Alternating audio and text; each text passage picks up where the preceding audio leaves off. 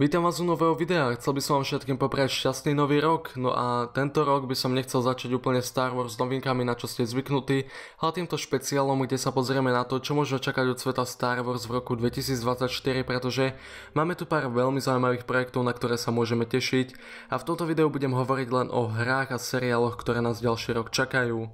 No a poďme rovno začať, ešte taký menší disclaimer, musím vám povedať, že nemáme žiadne presné dátumy, len vieme, čo vyjde ďalší rok.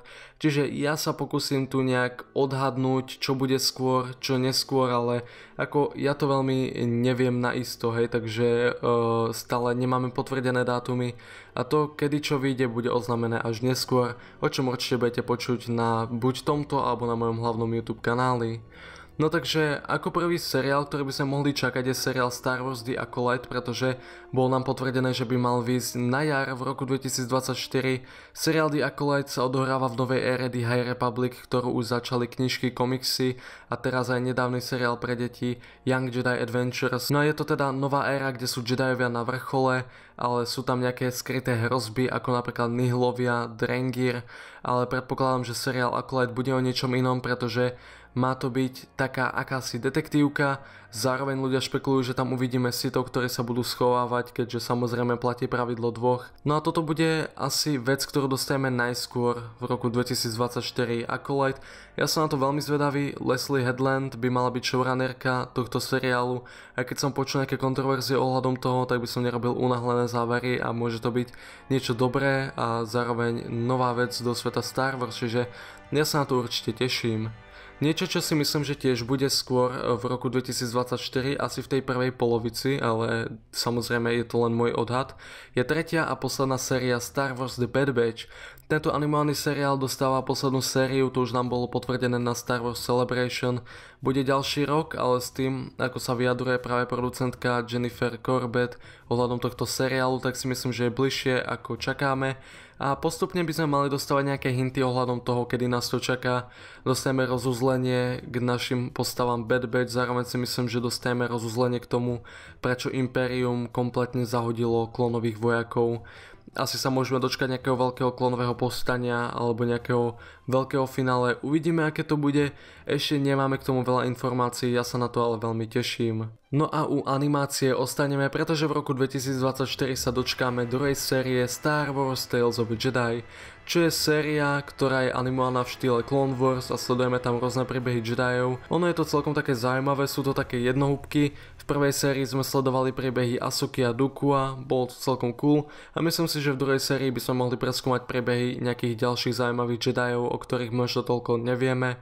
Napríklad Jedi, ktorého by som chcel ja strašne vidieť v seriáli, je Tar Vysla, čo je mandaloriánsky Jedi, ktorý vytvoril Darksaber. Možno som len príliš optimista, keď niečo také čakám, ale tak nech ma prekvapia, kľudne nech tam dajú nejaké epizódy, ja neviem, o Plo Koonovi alebo o nejakých iných zaujímavých Jedioch. Hlavne nech to nie je úplne o Ahsoke, Anakinovi, predsa len tie postavy už veľmi dobre poznáme a ja si myslím, že to nie je treba. Ďalší ranný seriál, ktorý bude v roku 2024 je Star Wars Skeleton Crew, seriál, ktorý bude o skupinke detí, ktoré sa stratia v galaxii, no a bude ich sprevádzať bývalý Jedi, ktorého si zahrá Jude Law. To je asi všetko, čo vieme o tomto seriáli, on už mal výjsť v roku 2023, ale odložilo sa to. Má to zapadať do toho Mandoversu, do všetkých tých seriálov okolo Mandaloriana, čiže môžeme čakať nejaké tie zaujímavé prepojenia. A ja by som odhadoval, že toto bude možno niekedy aj koncom roka reálne, čiže nečakal by som toto nejako skoro. No a poďme sa pozrieť na dve hry, ktoré nás čakajú ďalší rok. Ako prvú tu máme hru Star Wars Outlaws, čo má byť hra práve o podsveti sveta Star Wars, robí ju Ubisoft. A už sme dostali nejaký ten trailer a gameplay, vyzerá to zaujímavo. Ja som rád, že cez túto hru preskúmame také tie kriminálne organizácie a že to bude viac zamerané práve na to. Asi by malo v hre ísť o nejaký veľký heist a ako vravím, môže to byť veľká zábava.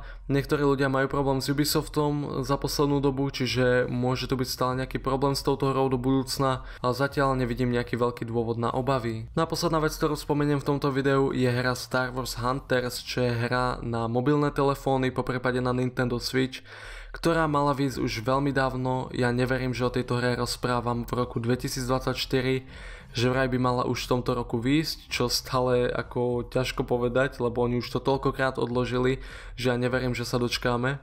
No má to byť proste hra, kde si vyberete nejakú postavu a bojujete v aréne takto v tímoch. Ako môže to byť veľmi zaujímavé, aby som si to kľudne na Switchi zahral. Má to byť hra teda zadarmo, čo je fakt, že skvelé. Star Wars fanúšikovia, čo hrajú mobilné hry, budú mať určite radosť.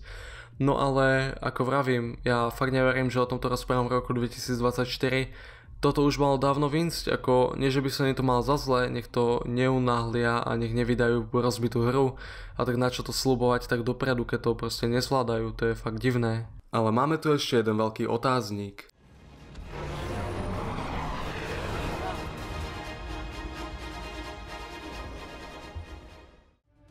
There is one way out.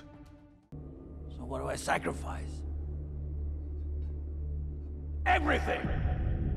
Je to druhá séria Andora, tá mala výjsť na Disney Plus už tento rok, ako nám bolo potvrdené na Star Wars Celebration tvorcom seriálu, no ale to sa asi nestane, pretože minulý rok boli strajky scenaristov a hercov, ktoré som viackrát rozoberal na tomto kanáli, na to zabranilo dotočeniu druhej série Andora, no a tým pádom sa podľa mňa Andor kúsok odloží, pretože on sa ešte dotáča tento mesiac, už nemajú veľa čo sa týka natáčania, ale aj tak si myslím, že to odložilo nejakú tú postprodukciu a tak je skôr možné, že sa dočkame v roku 2025 niekedy začiatkom roku. Ale čo sa týka tohto projektu, dávam do toho veľké nádeje, pretože prvá séria je moja najobľúbenejšia vec, čo Disney pod touto značkou vyprodukovalo, čiže určite sa na to veľmi teším, mal na to extrémny hype.